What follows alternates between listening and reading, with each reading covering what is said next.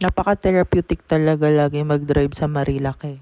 Kaya jackpot na lang kapag may naispatan ka na masarap na kainan. Tulad na lang nitong Tanto. It is a Japanese restaurant owned and managed by a Japanese chef. Kaya super authentic and rich yung lasa ng mga Japanese food na sinaserve nila dito, including the coffee, matcha at iba pang drinks. Syempre top notch ang kanilang ramen, pork katsu at gyudon. Kaya yun ang una naming tinry. Also, sobrang sulit na yung bento meal nila. Kasi sobrang nakakabusog. Kakaroon ka na ng iba't ibang variety ng pagkain. Halos di na nga rin namin maubos yung ramen kasi busog na kami sa bento. As much as we want to try yung other nilang foods like sushi, takoyaki, at marami pang iba. Kaya nagkape na lang kami na siyang paborito namin at mag-wand with the nature.